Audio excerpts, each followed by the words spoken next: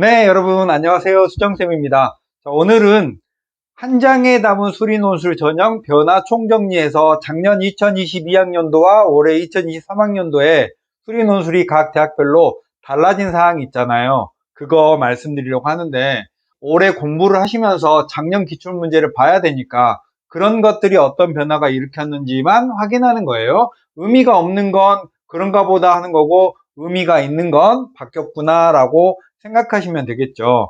제가 말씀을 드리면서 줄임말은 최저는 수능 최저학력 기준, 과일은 수능 최저 반영할 때 과학을 선택한다면 상위 한 과목, 선택 안 할 수도 있죠. 탐1은 수능 최저학력 기준 산정할 때 탐구를 선택하면 상위 한 과목을 반영한다라는 거고요. 절사는 과학 두 과목 평균 시에 소수점 아래를 버린다.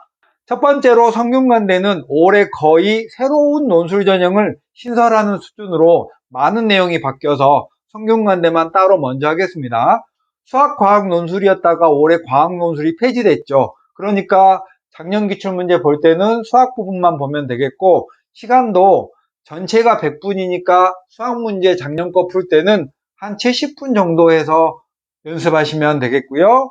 최저도 두기합사의 영어 2등급, 한국사 4등급에 과학 두 과목에 평균을 냈는데 소수점 아래 절사였는데, 올해는 국수, 영, 과학을 서로 떼서 다른 과목처럼 취급하고요. 그 중에 세계암 6이고, 소프트웨어나 글로벌 바이오 메디컬 공학 같은 그런 학과는 수탐합 3회 영어 2등급, 한국사 4등급 이내에 과학을 반영한다면 상위 한 과목인데, 여기는 3합 5 이렇게 바뀌었고요. 의예과 같은 경우에는 4합 5에 과학 두 과목 평균의 절사 이렇게 바뀌었답니다. 그리고 과학을 서로 다른 두 과목을 응시해야 하지만 그냥 과학 두 과목만 아무거나 응시해도 됩니다.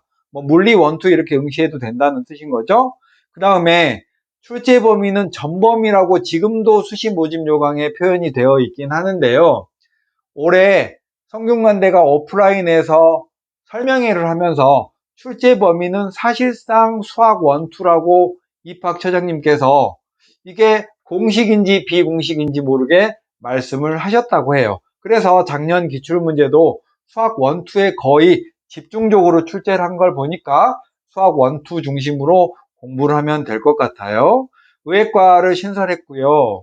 약학과는 최저가 수탐합 3회 영어 2등급, 한국사 4등급이었는데 올해는 3합 5회 과의절사는 잘못 나온 거네요. 과학을 서로 다룬 두 과목 이렇게 보니까 과의절사란 표현은 잘못 나왔고요. 논술 60에 교과 42, 논술 100으로 교과를 이제 보지 않는 깔끔한 대학이 됐다. 이게 성균관대의 변화 사항이고요. 나머지 대학들은 조금의 변화가 있으니까 살펴보겠습니다. 가톨릭대는 수능 후에 시험이었다가 수능 전에 10월 9일로 시험 날짜를 옮겼습니다. 의예과랑 약학과는 수능 후에 11월 20일 날 여전히 시험을 보고요. 약대 논술을 신설했습니다. 5명 뽑는 거고요. 논술 시간이 100분이었는데 90분으로 살짝 줄었네요. 다음 가천대는 교과 반영 방법이 교과별 상위 3과목이었는데 우수한 학기, 그러니까 3학년 1학기까지 5개 학기 중에서 우수한 학기가 40%, 30%, 20%, 10% 이렇게 반영을 한대요. 신기한 방식이네요. 경북대는 모바일 공학 전공이 수탐합 3회 탐구 상위 한 과목을 반영하는데 수탐합 2에 탐구 두 과목의 평균을 내고요. 절사하니까 최저가 좀 세진 거죠. 원래도 셌는데 상당히 세졌네요.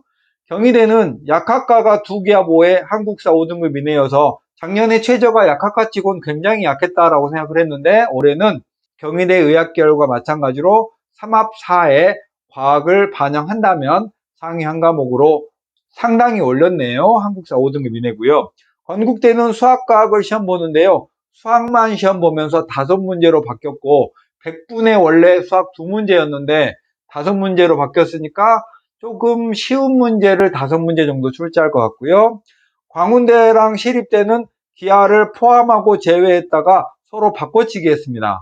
광운대는 기하가 제외했고요. 시립대는 기하를 포함했습니다. 덕성여대의 논술 80에 교과 22, 논술 100으로 바뀌었습니다. 이런 변화는 사실 우리는 그냥 그런가 보다 하는 변화고 우리가 이 변화가 일어나서 뭔가 새로 할 일은 없는 거죠. 서울여대는 논술 70에 교과 30인데 교과의 반영 비율을 낮췄고요. 두 개 합 7인데 국영수 중에 한 개 3등급이니까 최저는 상당히 낮춰진 거죠.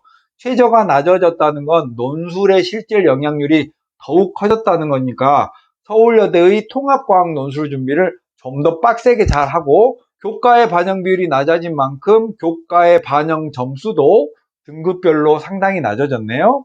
자, 다음 숙명여대는 두 개 합 4의 과학을 반영한다면 상위 한 과목인데 두 개 합 5로 낮췄습니다. 최저가 낮춰지면 다른 전형 요소의 반영 비율이 상승해요. 그러니까 논술의 반영 비율이 그렇지 않아도 높아질 텐데 논술 70이 논술 90으로 바뀌었으니까 이제는 온리 논술 전형 같이 된 거죠.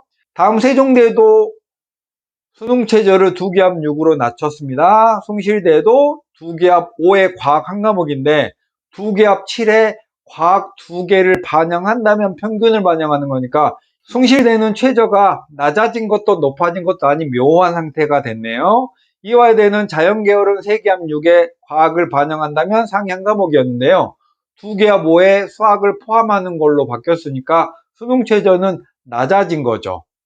그래서 이화여대는 원래는 수능 최저가 합격의 절대 기준이었는데 수능 최저를 통과하면 거의 합격하는 거 아니야 라는 느낌이었는데요. 이제는 논술의 중요성이 조금 더 높아진 거죠. 울산대는 의예과만 12명을 뽑는데요. 일반 3명에 지역인재 2명을 뽑으니까 뽑는 인원이 의예과가 팍 낮아졌고요. 그나마 내년에는 이제 논술 전형을 폐지할 거라고 합니다. 자, 중앙대는 논술의 교과 계열을 구분했는데 이제는 논술의 교과 계열을 폐지했다는 건 이제 문이과를 나누지 않고 그냥 교과를 반영하겠다라는 뜻이고요. 논술은 상위 10과목의 성적을 반영했는데 상위 5과목만, 석차 등급이 기재되어져 있는 5과목만 보니까 이제 여러분이 공부한 수많은 교과 성적 중에 상위 5과목만 보니까 거의 반영 안 하는 거죠. 봉사활동도 이제는 반영 안 하고요. 한양대는 논술 80에 학생부 종합평가가 20인데요. 이 학생부 종합평가는 학교 생활 성실도 평가라고 해요. 그러니까 내신을 보는 게 아니라 출결이나 봉사활동 등의 기초적인 학교 생활을 성실히 했느냐를 보는 그런 평가가 10%니까 역시 이것도 큰 의미는 없겠죠. 의예과는 이제 폐지했으니까 좀 아쉬운 일입니다. 한국외대는 시험 시간을 80분에서 90분으로 살짝 올렸습니다. 한국외대 논술도 약수령 논술 중에서는 살짝 어려운 축에 속하는데 시험 시간을 90분으로 증가시켰다라는 말은 논술의 난도를 조금 올리겠다라는 의미가 들어있는 걸로 해석이 되고요. 홍대세종이나 서경대는 올해 논술 전형을 신설했습니다. 홍대세종과 서경대는 제가 따로 언급을 해놓은 유튜브를 살펴보시면 되겠네요. 이렇게 대학들의 변화가 있었고요. 이 나머지 대학들은 거의 작년과 모집 인원이 조금 줄어들거나 조금 늘어난 그걸 빼고는 다른 변화가 없었습니다. 여러분은 여기서 수능 체제가 좀 약화된 내용 이런 것들 주목해서 살펴보시면 되겠죠. 그리고 건국대처럼 수학 과학에서 수학으로 바뀐 부분 이런 부분들이 주요한 체크사항이 되겠습니다. 이렇게 수리논술대학의 전형 방법의 변화를 살펴봤고요. 우리 다음 시간에 만날까요? 안녕.